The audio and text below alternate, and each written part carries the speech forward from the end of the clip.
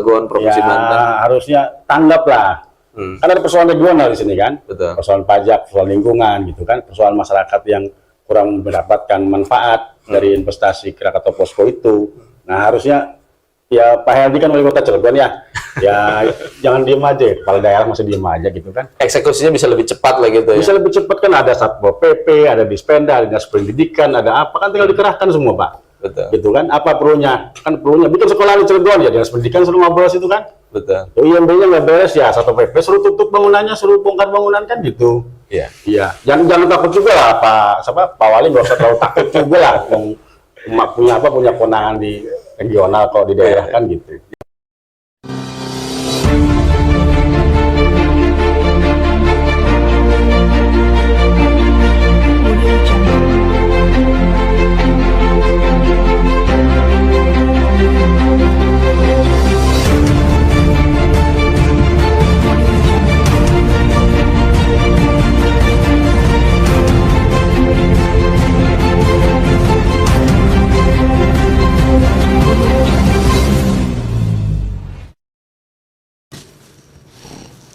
Assalamualaikum warahmatullahi wabarakatuh. Kawan Fakta, jumpa lagi dengan saya Kang Ican di podcast Persepsi Fakta di faktabanten.co.id.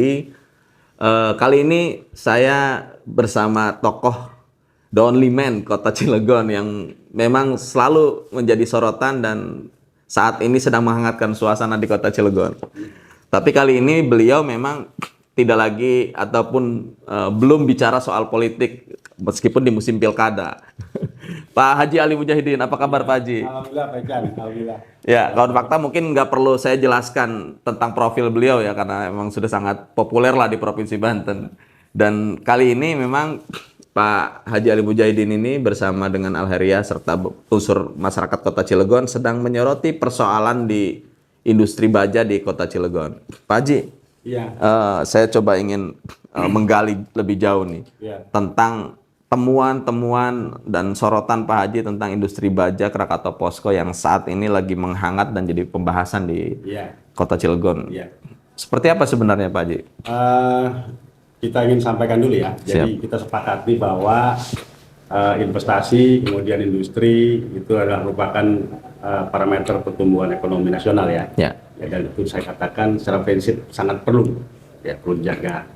Nah, namun investasi atas nama apapun itu kan berlaku juga syarat ketentuan. Betul. Ya kan, itu diatur dalam Undang-Undang Nomor 5 tentang investasi, nomor 25 tentang investasi, yang diantaranya di situ kan ada asas prinsip daripada investasi ya.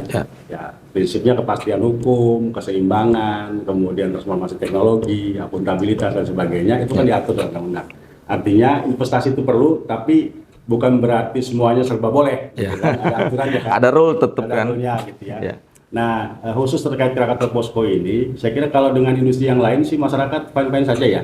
Sudah harmonis lah hubungannya ya selama 40 tahun lebih lah di Cilegon ini. Nah, tapi terkait Krakatau Posko yang didirikan tahun 2011 ini, saya melihat ada sesuatu yang mungkin perlu diluruskan ya. Yang berkaitan dengan kepentingan regional, kepentingan daerah, kemudian juga berkaitan dengan kepentingan nasional, Pak. Ya, berkaitan dengan pemerintah daerah, pemerintah pusat, juga berkaitan dengan masyarakat di Kota Cilegon dan masyarakat Indonesia pada umumnya. Karena apa? Yang pertama, baja itu kan merupakan produk strategis ya. Ini yang banyak menyangkut pertahanan, kemudian juga menyangkut keamanan ya. Nah, kemudian juga strategis secara bisnis. Kenapa saya katakan strategis secara bisnis? Karena pasar dalam negeri itu kan kurang lebih sekitar 17 juta lah ya. Baru terpenuhi mungkin sekitar 4-5 juta. Kita masih kekurangan sebenarnya. Banyak lah kekurangan itu. Nah, di luar daripada itu, saya ingin membahas dari sisi kepentingan regional dulu. Ya, jadi Krakatau Posko itu kan dibangun tahun 2011. Nah, di mana berdasarkan Undang-Undang 32 itu berlaku syarat ketentuan setiap industri atau kegiatan usaha itu wajib memiliki perizinan. Ada wajib tentu harus kan. Nah, tapi kemudian saya lihat dalam dokumen AMDAL itu persetujuan izin lingkungan itu baru ditandatangani oleh wali kota pada saat itu tanggal 5 Januari tahun 2012. Artinya ada perizinan lebih belakangan dibanding pembangunan. Iya, jadi yang saya lihat di AMDAL seperti itu. Karena kick off-nya tahun 2011. Kenapa setahun 2011? Karena pada saat itu saya ikut kick off ya peresmian Krakatau Posko. Jadi sejak awal mendukung dong sebenarnya. Ya sebetulnya kita dukung. Saya katakan tadi kan investasi itu penting, Betul. maka kita dukung. Hanya saja sejauh mana kebermanfaatannya kan untuk kepentingan regional, kepentingan nasional, masyarakat, bangsa dan sebagainya. Iya. Nah, kemudian karena izin ini terdapat kegiatan yang diduga dilakukan sebelum adanya izin, ya maka ini jelas merupakan bentuk dugaan ketidakpatuhan terhadap aturan. Kan saya sampaikan tadi itu di awal. Jadi investasi itu boleh, cuman bukan serba boleh. Gitu. Ada aturan main yang tetap harus diikuti. Nah, terutama juga dengan dugaan hilangnya 2 das aliran sungai di situ. Yang selama ini diduga menjadi penyebab utama banjir di wilayah Gubang Sari, di wilayah Tegal Ratu, termasuk ke jalan akses nasional apabila hujan banjir. Karena apa? Karena 2 das aliran sungai itu, setahu saya sejak kecil ya, itu tempat pembuangan limpasan air darat hujan ke laut. Sekarang posisinya ditutup, dihilangkan. Saya kira antara hilang dan dipersempit. Ya, itu karena apa? Banjir di situ tuh langganan gitu. Jadi besar. investasi masuk malah membuat posisi lingkungan makin menjadi tidak baik. Tidak baik. Kan gitu. Nah, ini salah satu persoalan. Belum lagi termasuk persoalan pengaruh terhadap baku mutu air, baku mutu udara dan sebagainya lah ya, polusi dan sebagainya. Nah, tapi dari sisi itu aja kita melihat ada dugaan kejahatan lingkungan nih yang dilakukan seolah-olah atas nama investasi, ya kan? Nah, ini yang sebetulnya merugikan masyarakat secara regional, ya, secara di daerah ya. Nah, kemudian yang berikutnya juga ternyata di luar persoalan itu ada juga hal yang berkaitan dengan kewajiban korporat dalam rangka memberikan kontribusi terhadap keuangan daerah. Ya, wajib dong tentu. Harus memberikan efek ekonomi. Melalui pajak. Betul. Pajak PBB. Nah, saya lihat disinyalir ini banyak sekali rekayasa ya, dan dugaan manipulasi yang dilakukan oleh Krakatau Posko, ya baik itu secara personal maupun secara korporat. Ya, seperti yang sudah diungkap oleh Pak Haji sebelumnya kita sampaikan kan di DPR tentang pajak yang diduga dimanipulasi, yang disampaikan luasnya itu tidak sesuai aktual. Kan pajak itu ada 2 komponen Pak, PBB itu ya. Pajak bumi itu berarti tanahnya, lahannya, kemudian pajak bangunan itu berarti bangunan dan konstruksinya. Nah, persoalannya saya lihat di bangunan dan konstruksinya. Ya, misalkan bahwa bangunan itu dibangun sudah 130 hektar, tapi yang dibayarkan hanya misalkan 34 hektar atau 50 hektar. Jadi selama ini pembayarannya tidak sesuai dengan fakta apa yang dimiliki. Tidak sesuai dengan fakta di lapangan. Dan jelas itu kan merugikan. Nah, ada 2 nih. Dulu sebelum tahun 2020 ya. PBB itu kan di bawah pengendalian dan pengelolaan Kementerian Keuangan. Ya, kementerian di pusat ya. Kemudian setelah tahun itu kalau nggak salah itu dialihkan menjadi kewenangan daerah. Nah, berarti ada 2 yang dirugikan ini. Juga dirugikan kan? Jadi secara regional pemerintah daerah dirugikan, ya masyarakat Cilegon juga diduga dirugikan. Ya dari Dari tidak maksimalnya penyerapan PAD. Nah, ternyata pemerintah pusat juga diduga dirugikan gitu kan? Karena dulu dikelola oleh Kementerian Keuangan. Nah, saya pikir ini penyelesaiannya rumit ini. Itu memang sudah diakui Pak Haji oleh pemerintah daerah Kota Cilegon juga kan ya? Terakhir saya dengar memang diakui oleh pemerintah daerah dan saya baca di artikel betul memang tidak semuanya dibayar. Ya, bahwa ada yang memang yang belum dilaporkan dan belum dibayarkan. Dan ini sudah berlangsung berapa tahun. Nah, gitu kan?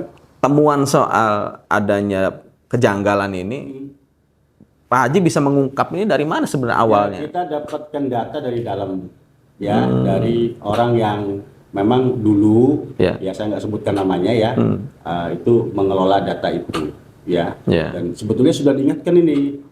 Diingatkan di email kalau nggak salah itu ke pihak Korea sana, itu bahwa ini ada nilai selisih yang harus disempurnakan lah, selesaikan ya.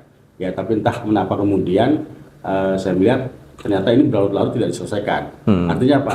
Kalau kerugiannya itu kerugian daerah, kan masyarakat yang dirugikan Pak. Betul. Ya, karena itu kan PAD itu hak hak sumber sos dari masyarakat dan pemerintah daerah. Ya. Nah, ini saya kira salah satu persoalan yang menyangkut regional, 2 tadi itu. Iya, kawan fakta, ini sebagai disclaimer ya, bahwa saya atau kita di Fakta Banten sudah coba menghubungi Krakatau Posko untuk meminta konfirmasi dan klarifikasi, tapi memang dalam pemberitaan sebelum-sebelumnya sampai dengan saat ini dari pihak manajemen Krakatau Posko sendiri belum mau memberikan tanggapan atau klarifikasinya. Ya. Jadi sampai sekarang nih Pak Haji. Ya, saya bahkan sudah 2 kali hearing, Pak. Ya. Ya, tidak pernah mendapatkan konfirmasi. Nah. Ya kalau memang itu memang tidak terjadi, kenapa nggak dikonfirmasi? Ya, ini juga yang menjadi memang apa namanya tanda tanya besar kan buat Ya. kita media termasuk juga masyarakat publik. Ketika temuan ini muncul dan itu dibenarkan oleh pemerintah daerah bahwa ada kejanggalan, ada yang belum dibayarkan gitu ya. Untuk eksekusinya, tindak lanjutnya seperti apa? Sementara Krakatau Posko sendiri menutup diri. Ya, Kan gitu ya. memang apa namanya seperti disembunyikan gitu.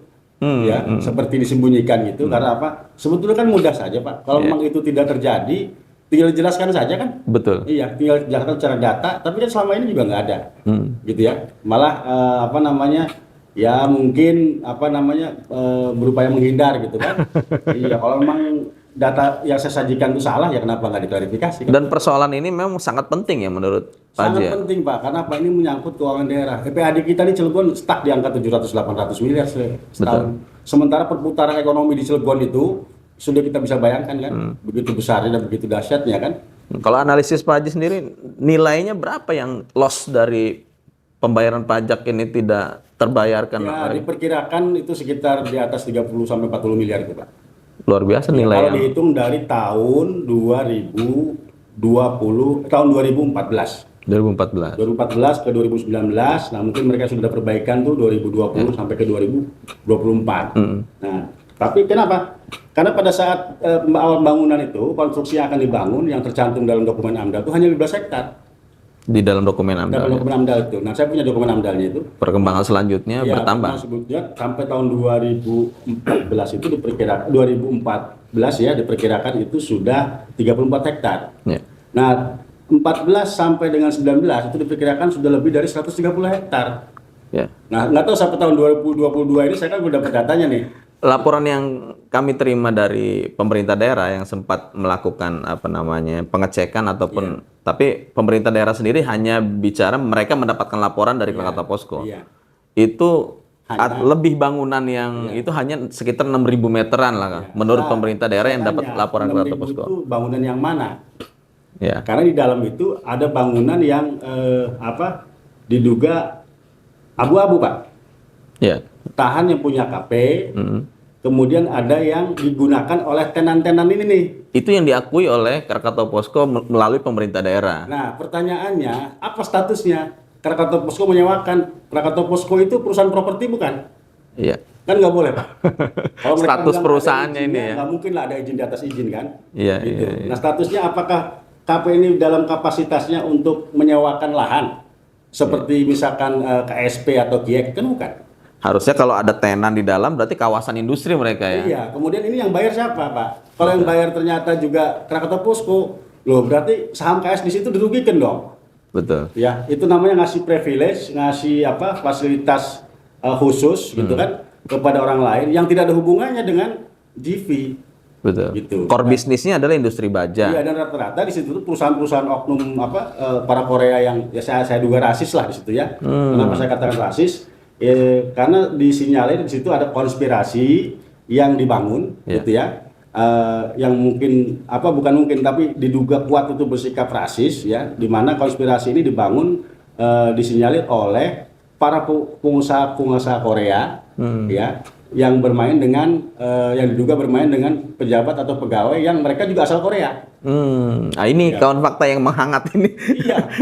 Ada muncul soal rasisme oknum-oknum dari pengusaha Korea ini di internal Krakatau Posko. Kenapa saya katakan demikian? Boleh dicek di situ, hampir 80% lebih potensi ekonomi, bisnis dan usaha di Krakatau Posko itu dari aspek operasional produksi sampai penjualan dan bahan baku itu didominasi oleh para oknum-oknum Korea ini. Ini pengalaman Pak Haji pribadi atau mendapatkan Saya lihat informasi? informasi dari teman-teman. Saya kan dulu bekas ketua Kadin ya, curhat lah teman-teman kan ke saya itu pada menyampaikan itu gitu kan, keluh kesah itu. Dan saya teliti dong, mereka ini siapa gitu ya. Oh ternyata mereka ini saya sebut aja istilahnya, saya ilustrasikan sebagai warung dalam toko. Ya, Iya. ada toko yang nama tokonya itu Krakatau Posko. Nah, di dalam mereka bikin warung. Nah, jadi apa namanya, tokonya buntung, warungnya untung gitu tuh. Iya, iya. Ya. Ini upaya untuk mengeruk keuntungan lebih bagi mereka, kelompok Iya. mereka sendiri Iya, jadinya jadi, ya. sifatnya makanya saya sebut diduga rasis itu karena apa? Ya. Ya mereka banyak pengusaha kita yang merasa didiskriminasi dari aspek informasi, dari aspek peluang. Ada yang sudah punya apa namanya, mereka pekerjaan di situ harganya dimurahin. Ini udah berlangsung lama, Sudah Pak? berlangsung lama dan silakan ditanya ke teman-teman sekitar situlah gitu. Problematikanya sama gitu ya. Nah, akhirnya saya teliti kan, ini mereka ini siapa sih sebetulnya? Iya. Gitu ya. Kan ada GV nih Iya. antara Posko Korea dengan Krakatau Steel Indonesia. Iya. Dikelola oleh Krakatau Posko. Betul. Nah, kalau kemudian konsekuensi GV ini mengalir ke bawah kepada grup anak perusahaan gitu kan, saya kira masih bisa ditolerir lah. Saling menguntungkan lah. Saling menguntungkan, Dua kan. pihak bekerja Oke sama lah, ini. masyarakat secara tidak langsung nggak diuntungkan, tapi negara diuntungkan gitu kan. Iya. Tapi kemudian setelah saya lakukan analisa, mereka itu bukan perusahaan yang ada hubungannya dengan Posko Korea, bukan Posko Family. Perusahaan-perusahaan tenan Korea ini Iya, bukan bagian dari grup bukan dari Posko. Posko. Jadi mereka bukan grup Posko Korea, bukan juga grup Krakatau Steel, bukan patungan Posko dan Krakatau Steel, hanya ada beberapa, 1-2 aja yang patungan gitu ya. Nah, anak perusahaan itu, dan bukan anak perusahaan Krakatau Posko. Jadi siapa mereka itu sebetulnya gitu tuh? Nah. Ya kan, yang jadi pertanyaan. Itu bisa dibuktikan. ini ada pihak yang mengambil keuntungan secara besar-besaran dari sebuah industri Krakatau Posko ini, tapi bukan bagian daripada tubuh GV, perusahaan itu bukan sendiri. bagian daripada GV gitu. Dan mereka cuma ngaku ya kita kan cuma 12 perusahaan ya, 12 perusahaan kalau kali 5 paket pekerjaan sudah berapa di situ. Terus masyarakat kita kebagian apa? Informasinya ada 12. Satu orang itu baru. Satu orang Iya, itu baru iya. mengklarifikasi diri, saya cuma punya 12 perusahaan di situ kan. Yang bergerak bisnis di dalam Ya, di dalam Krakatau situ kan, Posko. mengerjakan di situ gitu ya. Jadi saya kira ini kan semacam penjajahan model baru, Pak. Ya memang dulu VOC itu apa? VOC itu kan company, ya perusahaan. Perusahaan, Ya. ya. Jadi neo imperialism sistem company kan yang saya lihat diterapkan di sini. Gitu. Ya belum lagi perlakuan terhadap karyawan pribumi, ya.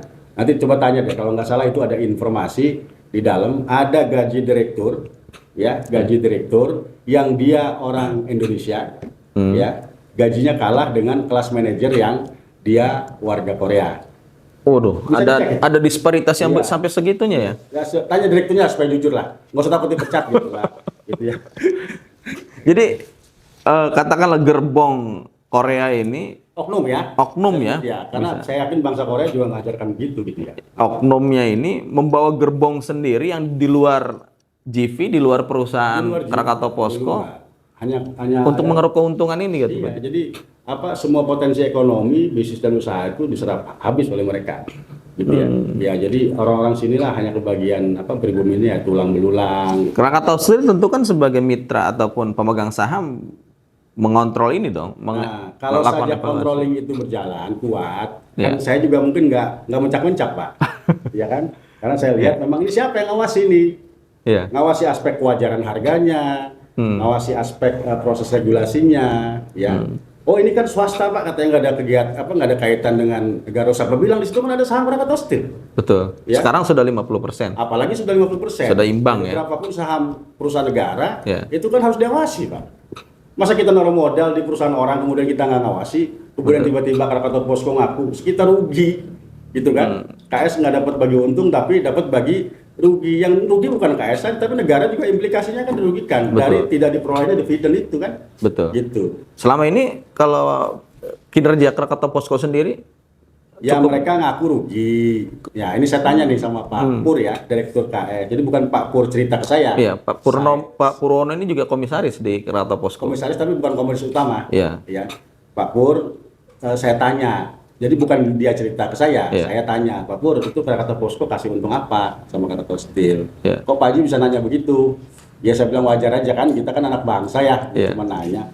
Jadi dia saat disampaikan ya nggak ngasih untung, malah mungkin bagi rugi katanya kan. Lah, terus punya saham nggak dapat untung gimana ini ceritanya? Iya. Gitu. Ya kan, apalagi ini industri baja yang saya kira perlu ada proteksi dari pemerintah, tidak boleh dilepas begitu saja kan, gitu tuh. Nah, kalau kemudian sekarang aku rugi, nah saya teliti rugi itu dari mana, gitu ya. Nah rugi itu dari mismanagement, saya kira diduga di Krakatau Posko itu ada sebuah kekeliruan manajemen, ya seperti tadi itu siapa yang mengendalikan harga kontrak. Ya kalau hubungannya mereka Korea dengan Korea. Betul. Kan gitu ya. Ya oknum Korea dengan oknum Kan Korea. mayoritas hasil produksi mereka diekspor kan. Iya, padahal dulu tujuannya kan bukan ekspor. Ya. Tujuannya kan untuk mengoptimalkan pasar dalam negeri. Ada dua saya ingat betul itu. Jadi tujuan dirikannya Krakatau Posko itu pertama untuk mengoptimalkan bahan baku dalam negeri. Yang kenyataannya sekarang banyak impor. Iya. Nah, tujuan kedua untuk mengoptimalkan pasar dalam negeri. Yang kenyataannya lebih banyak disuplai ke wilayah Asia Tenggara, dan diduga di Asia Tenggara itu yang beli Posko Asia.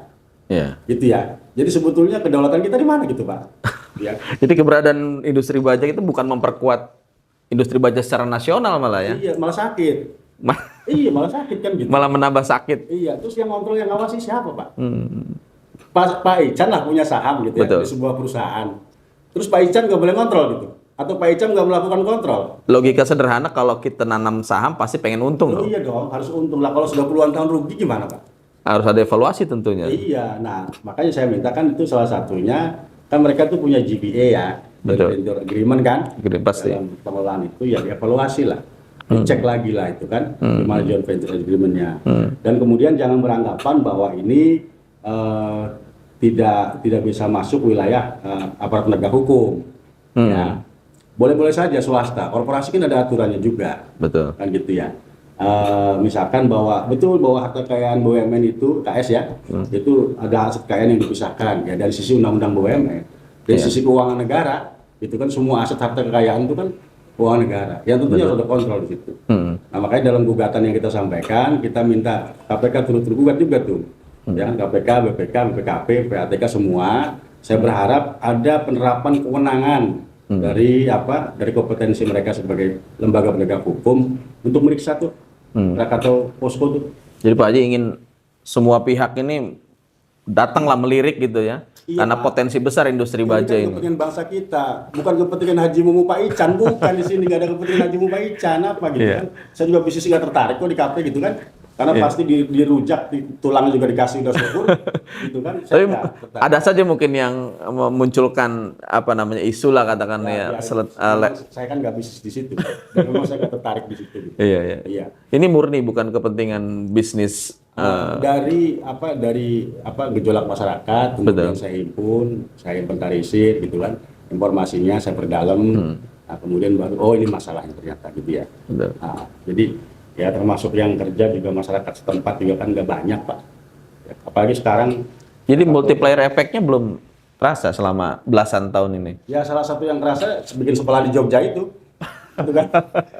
Yang terbaru ini ya. Cilegon, debunya di Cilegon gitu kan. Iya. Pengaruh baku mutu air udaranya di Cilegon, tapi bikin sekolahannya di Jogja gitu kan. Iya. Ya mungkin biar orang Cilegon nggak pinter dan nggak boleh bisa pulang bisa kerja kan. Kita baru mendengar itu memang Pak Haji, bahwa Iya, Kementerian saya Perindustrian itu bersama dengan Krakatau Posko bekerja sama. Artinya, bagus-bagus saja bukan di sana gitu kan. Dan itu baru satu-satunya kelas Iya. pertama industri Ada yang baja. bagus, tapi ada yang lebih bagus kan Pak.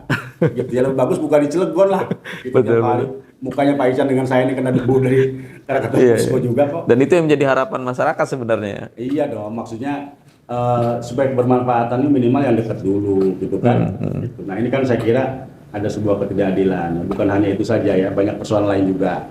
Ya, jadi kerugian Krakatau Posko itu kan implikasinya terhadap tidak diperolehnya dividen oleh Krakatau Steel.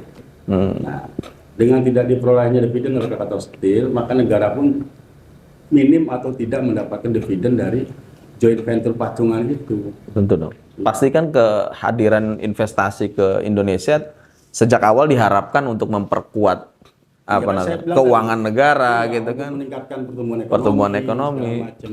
Nah pertanyaannya yang untung bangsa kita apa bangsa oknum-oknum Korea itu? ini perlu jadi catatan serius nih. Serius Pak, kita serius gitu ya. Betul. Dan harus dilihat oleh ya terutama pemerintah ya. Ya adalah orang yang cuaca gitu kan, ngancem-ngancem, nakut-nakutin, nanti dikriminalisasi segala macam. Yang kita bela kepentingan bangsa sendiri masa dikriminalisasi. Udah ada sampai sejauh itu Pak Ji? Sudah, ada yang telepon apalah gitu ya. Nggak akan mundur nih tapi ini. Ya enggak lah gitu. Kita buat bikin orang banyak tuh bangsa kita sendiri gitu. Dan wajar kan kalau kita punya kedaulatan kan di negeri kita sendiri kan. Gitulah sekarang Freeport bisa kok industrialisasi. Betul. Ya, Inalum bisa, Blok Rokan bisa, ya kan. Terus di Blok Cepu bisa kan. Nasionalisasi. Itu kan semangatnya Pak Jokowi itu. Nah, saya kira masa iya saya ikuti semangat itu kemudian disalahkan kan? Gitu. Nggak tahu kalau ada kepentingan bisnis para elit tidak ya. Kalau bisnis saja lah gitu, tapi jangan mengabaikan kepentingan masyarakat yang besar gitu. Jadi itu yang saya.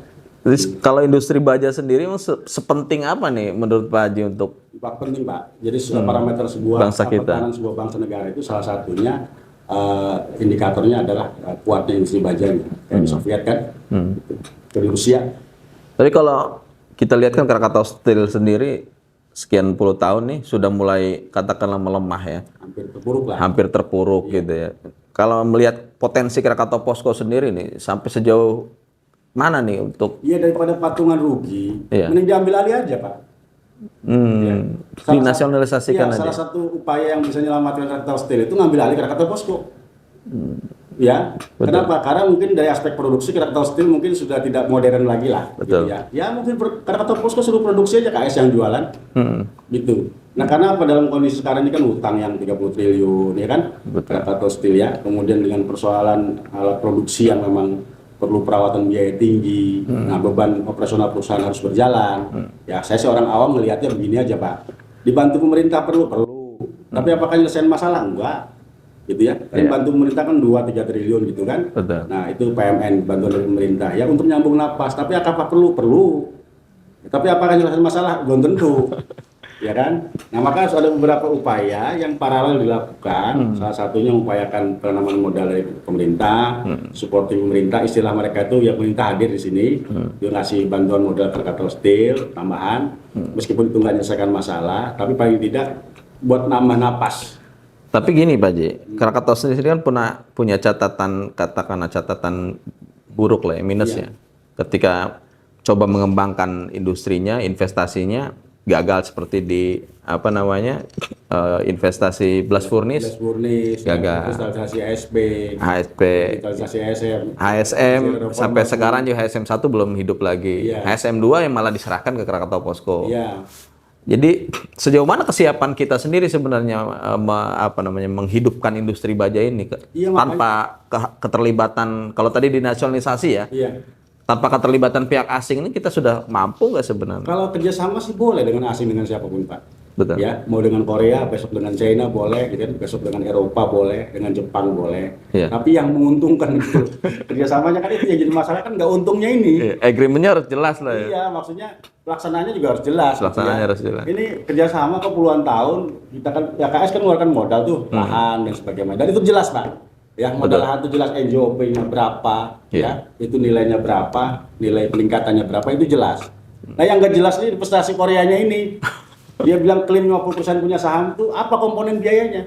Iya. Kan kalau kita udah mengorbankan tanah air ini ya. Iya, engineering, procurement, construction berapa yang mereka keluarkan? Hitungan angka ini dari mana? Harusnya kan dihitung bersama. Iya, harus dihitung bersama. Ya jangan-jangan gini, yang dihitung mesin baru, yang datang mesin bekas. Nah ini nih, ini juga hal yang kemarin sempat mencuat tuh kan ya. Oh iya, kan sempat mencuat kita terima. Saya dapat informasi dan itu saya dalami ya. Betul. Informasi bahwa ada dugaan penyelundupan impor mesin bekas, ya, yang nama mesinnya itu kalau nggak salah SPM. SPM itu skin pass mill lah. Jadi kalau orang mungkin habis cuci baju, ngelipat segala macam buat ngelurusin plat-platnya itu, ya itu namanya mesinnya skin pass mill ya. Buat ending hasil produksi ya. Kapasitas 700.000 ton per tahun. Nah itu datang kurang lebih di bulan Juli tahun 2022. Dan itu diduga barang bekas atau barang rongsok Pak. Kenapa? Pembuatannya itu sekitar tahun 1997. Nah berarti sebelum dikirim ke Indonesia mesin itu kemana selama ini kan? Iya. Gitu. Nah dan itu saya dapat informasi bahwa disinyalir barang itu bekas pabrik posko di sana, kemudian dikirim ke sini untuk menyempurnakan peralatan yang ada di ASM, mesin produksi. Nah, ini yang menjadi evaluasi serius ya. Hitung-hitungan investasi itu sebenarnya sudah dihitung bersama atau Itu yang saya maksud, 50% itu dari mana? dilihat bersama apa enggak gitu ya pelaksanaannya. Jangan beli TV-nya baru dinilainya tapi dikirimnya TV bekas rongsok kan gitu. Di antara ini hal kecil saja ya. Jadi nilai investasi mereka sebenarnya tidak sebesar yang. Nah itu maksudnya, dari mana 50%-nya itu? Betul. Hitungannya dari mana gitu kan? Nah harus ada harus ada evaluasi kembali itu Pak. Jangan-jangan sahamnya Krakatau Steel ternyata harus lebih besar. Bisa semestinya lebih besar gitu. Bisa lebih besar. Kalau kasus yang seperti investasi barang bekas ini masuknya, sementara mungkin klaim atau perhitungan ekonominya nilainya baru gitu kan, ini bisa jadi temuan hukum nggak Pak? Ya harus jadi temuan hukum lah Pak. Gitu ya. Kenapa? Kan ada saham perusahaan negara di situnya. Betul. Ya ada saham perusahaan Krakatau Steel kan di situ kan. Nah Krakatau Steel punya siapa? Jadi agreementnya katakanlah dilanggar ya oleh. Nah, oleh karena itu saya minta dilakukan pengawasan dan juga kalau bisa penyelidikan ya terhadap itu. Saya minta semua pihak lah, Badan Intelijen Negara, kemudian KPK ya, BPK, BPKP semua masuk itu. Jangan-jangan industri baja kita ini memang dirugikan gitu kan? Ya karena Ya karena strategi-strategi atau konspirasi tertentu gitu. Ya sayang dong Pak. Itu kan Tapi besar. sampai sejauh ini memang Pak Haji, kita juga coba mengklarifikasi dan mengkomunikasikan ini dengan Krakatau Steel. Kawan fakta untuk ketahui ternyata juga Krakatau Steel sampai hari ini masih belum mau memberikan statement apapun ini. Ya, persoalan ini. Ya saran saya kan Komandan Krakatau Steel itu Pak Purwono ya. Ya di media ini saya sarankan Pak Pur gak usah terlalu takut lah gitu ya. Mungkin ya bisa saja ada kepentingan bisnis atau apa di atas. Tapi jelaskanlah ini ya kepada government kita, kepada pemerintah kita ini kondisinya begini. Ya jangan takut jabatannya terganggu lah. Yang jabatan Allah yang beri kok. Ya hari ini mau dikasih, besok mau diambil itu kan. Jadi nggak usah terlalu takut itulah. Ya, bersikaplah kita sebagai anak bangsa ya yang mencoba untuk memperkuat kedaulatan kita gitu ya dari sektor ekonomi atau hukum atau apapun lah gitu.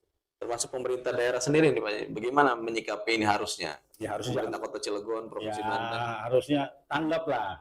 Kan ada persoalan regional di sini kan. Betul. Persoalan pajak, persoalan lingkungan gitu kan, persoalan masyarakat yang kurang mendapatkan manfaat dari investasi Krakatau Posko itu.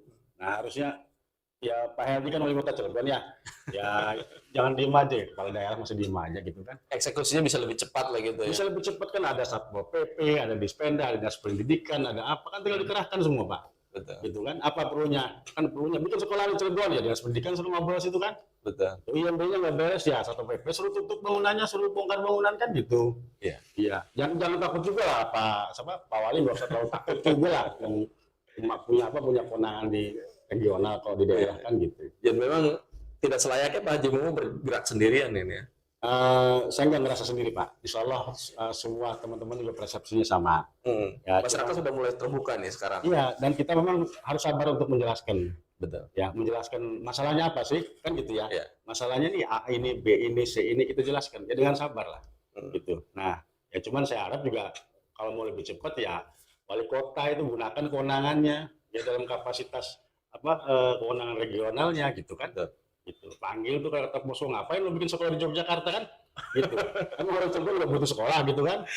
Ini menggelitik gitu. Ya, saya apa adanya lah ngomong. Betul.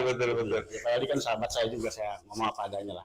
Gitu. Kemarin juga mahasiswa kan udah bergerak aksi tuh di pekan kemarin. Informasi juga dalam waktu dekat ini juga besok kalau nggak salah akan ada aksi lagi. Ya saya kira bagus lah, karena memang supaya cepat disikapi oleh banyak pihak ya yang berkaitan dengan itu. Jadi kepentingan sisi regionalnya segera disikapi, kepentingan sisi nasionalnya segera disikapi gitu ya. Ya ini mah nggak ada tujuan lain lah, tujuannya untuk kepentingan bangsa kita kok. Kalau upaya lain Pak Haji sudah ditempuh selain daripada menyuarakan ini lewat gagasan di media dengan komunikasi dengan masyarakat, sudah bertemu dengan Menteri BUMN atau? Ya, saya WA. Saya WA beberapa berita perkembangannya ya, dan saya kira ya ketemu tuh perlu nggak perlu lah Yang penting kan goodwill kita untuk menyikapi persoalan ini secara bersama-sama kan. Ini udah dapat atensi tapi dari pemerintah pusat. Sepertinya demikian ya. Jadi jangan juga merasa bahwa saya mengganggu kepentingan orang per orang. Betul. Ya, atau kepentingan jabatan. Enggak, saya enggak mengganggu siapapun, enggak. Dan kalau saya mengganggu, saya minta maaf. Ya, tapi tujuan saya bukan untuk itu. Semangatnya, spiritnya kan bukan ingin melemahkan ya, Enggak, tapi ingin memperkuat. Memperkuat gitu ya, bisa dilihat lah. Saya ini melemahkan atau memperkuat kan bisa dilihat, Pak. Itu sebetulnya saya berharap momentum ini dijadikan dijadikan sebuah momentum penting oleh pemerintah untuk segera menyikapi persoalan-persoalan ini gitu ya. Gitu. Ya supaya jangan terlalu dirugikan lah, masa masyarakat misalkan dirugikan, daerah kan sudah pemerintah daerah dirugikan, terus masyarakat secara nasional dirugikan, pemerintah pusat dirugikan, misalkan Krakatau KS dirugikan, ya bangkrut kan negara kita ini kalau digitu-gituin terus kan. Betul. Kalau terakhir upaya hukum di pengadilan sejauh mana, Pak? Kita sudah sidang, pertama cuman ada beberapa yang belum datang kemarin, jadi kita sidang dilanjutkan mungkin di akhir bulan ini ya. Dan saya tanya pengacaranya, saya tanya ini bagian hukum kitanya gitu, supaya ini dan kita serius, kita concern gitu ya. Ya toh pengadilan juga memang disiapkan negara untuk menyelesaikan masalah kan, gitu nggak ada salahnya gitu kan. Nanti kita lihat pembuktiannya gitu kan. Lo ini perusahaan si A, si B, si C ini punya orang mana nih kan gitu tuh, ya. Dia punya posko bukan, punya KS bukan, punya ini bukan ya. Nanti kita buktikan lah. Ya saluran resminya di situ ya. Iya, termasuk pajak nih kemana nih nggak bayar lo, kira-kira begitu kan. Kalau fakta nilai puluhan miliar tentu sangat potensial untuk pembangunan di Kota Cilegon ya. Iya, dan itu kan bisa jadi fenomena gunung es lah kalau kata istilah ketua komisi kan saya tempoh hari. Jadi bisa jadi terjadi di satu industri gimana dengan industri yang lain. Nah ini kan sebetulnya potensi meningkatkan PAD kita juga, Pak. Ini trigger lah ya. Iya, ya Pak Wali kalau bayar saya harus bayar mahal itu. Iya, kalau saya dibayar konsultan harus bayar mahal tuh. Kenapa? Ini kan ada ruang yang bisa digunakan untuk meningkatkan PAD. Bisa jadi itu di Krakatau Posko, gimana dengan industri lainnya. Pemerintah udah harus melek ya. Iya, harusnya cepet tanggap lah. Tanggap ya. Iya. Bahwa ini kalau Pak Wali bayar saya harus mahal. Iya. ada potensi besar sebenarnya. Iya. Yang masih bisa dilihat lebih dalam lagi di industri. Ya supaya PAD kita ini nggak hanya 700, 800, 700, 800, dengar lagi defisit apa kan, jadi supaya ada peningkatan. Nah, kenapa meningkatnya PAD, maka ruang kesejahteraan, resource kesejahteraan buat masyarakat juga meningkat kan gitu. Ya. Pak Haji Ali Mujahidin, jadi luar biasa kalau dengan Pak Haji ini memang energinya nggak habis-habis nih. Baterainya berdicas loh. Tapi endingnya seperti apa nanti nih harapan Pak Haji atau dari gerakan ini? Saya berharap begini, yang keliru itu segera diluruskan. Ya, kalau boleh kita nggak nyari orang yang salah, ya kita nggak nyari orang yang salah. Tapi solusinya cepat diambil. Apa? Pemerintah daerah udah pajaknya beresin. Ya, kemudian tenan-tenan yang di dalam yang nggak jelas itu, ya statusnya, itu juga tolong diselesaikan. Diperjelas lah. Nah, kemudian para oknum rasis, para oknum Korea yang diduga rasis ini tahu diri lah. Ya, kalau mereka nggak tahu diri, ya saya minta pemerintah deportasi mereka lah. Ya orang-orangnya sudah ada daftar nama-namanya itu kan. Bisa dinegosiasikan lah antara pemerintah dengan posko di pusatnya untuk mengganti mereka misalnya. Nah, poin penting yang saya harapkan itu potensi ekonomi, bisnis dan usaha yang ada di Krakatau Posko itu harus juga dinikmati oleh Krakatau Steel Group, anak perusahaan beserta lokal, pengusaha-pengusaha lokal, ya. Entah itu, oke lah kalau misalkan saham kita dengan Posko, udah Posko ambil 50%. 50% dikelola oleh oleh anak perusahaan dan juga dikelola oleh lokal, pengusaha-pengusaha lokal. Pembagian potensi ekonominya itu. Iya, kan misalkan kalau 3 triliun ya mungkin sekitar 30 triliun setahun mungkin bisa 15 triliun kan dibagi tuh potensi ekonominya. Dari mana? Dari potensi ekonomi bisnis, operasional dan produksi Krakatau Posko. Ya kan di situ kan banyak tuh. Ada angkutan, ada internal handling, external handling, ada raw material banyak lah gitu ya. Nah itu bagilah, ya kan jangan dikuasai oknum-oknum yang diduga rasis itu, ya kan banyak juga pengusaha nasional yang punya kepentingan termasuk pengusaha daerah di Ciwandan, di Cilegon kan gitu ya. Nah saya minta itu dilakukan, itu ending pertama. Nah ending yang kedua, disukai atau tidak disukai, kalau nggak mau ya sudah itu hak mereka ya. Saya minta Krakatau Posko itu dinasionalisasikan saja, atau biarkan Krakatau Posko berproduksi jadi dapur, KS yang jualan. Ya, baik buruk KS ini kan karya para pendiri bangsa nih. Betul. Jangan sampai KS hilang, gitu. Minimal gitu kan. orang KS masih ada, itu antar jemput karyawannya masih ada gitu kan. Iya, iya. Itu angkutan produknya masih ada gitu. Jadi Krakatau Posko posisinya harus jadi support Krakatau Steel ya. Oh, iya dong, kan itu cuma perusahaan patungan. Betul. Ya, leader perusahaan baja di kita itu kan sampai sekarang itu diakui tidak diakui masih Krakatau Steel. Seperti tujuan utamanya ya, bahwa Tujuan utamanya. kehadiran investasi itu memperkuat Iya, Krakatau Steel. betul, memperkuat Krakatau Steel, meningkatkan ekonomi nasional kan tujuan utamanya itu, Pak. Betul. Gitu. Ya itu mungkin saya harapkan endingnya. Soal hasil ya namanya berjuang kita serahkan. Sampai kapan kira-kira? Sampai begini ya. Jadi saya membaca sebuah filosofi. Ini ada pasukan jihadis nih, jadi cerita lah di Afghanistan. Jadi ada 1.000 orang semua lari keliling lapangan nih. Ada yang kuat 10, ada yang kuat 20, ada yang kuat 30. Terakhir tinggal 1 orang, Pak. Ya. Ya 1 orang ini dia masih lari sampai berhentinya pingsan. Nah setelah dia sadar dipanggil sama komandannya, kamu kenapa berhenti tapi nunggu pingsan? Gitu. Nah ikhtiar kita itu Pak, dia bilang perjuangan kita itu batasannya sampai Allah menghentikan kemampuan kita. Gitu. Nah, luar biasa, itu kan apa namanya Maksimal ya. maksimal lah. Nah soal hasilnya kan bukan urusan kita itu, Mak. Itu. Siap, kawan fakta, obrolan kita sangat menarik dan cukup hangat tentu untuk menghidupkan suasana di kota Cilegon. Dan ini bukan soal politik, tapi soal nasionalisasi, soal kepentingan bangsa. Yeah. Dan Pak Haji Ali Mudahidin siap untuk maksimal sampai Allah yang mencabut kekuatan kita gitu. Iya, kalau manusia mah bisa ngabutkan gitu ya. Terima kasih banyak sekali lagi. Terima kasih, Pak Izan. Ya, mohon bincang-bincangnya. Iya, makasih banyak. Kawan fakta, nanti kita akan ketemu lagi di sesi podcast berikutnya bersama narasumber yang lain. Dan kali ini saya ucapkan terima kasih. Assalamualaikum warahmatullahi wabarakatuh. Assalamualaikum warahmatullahi wabarakatuh. Waalaikumsalam.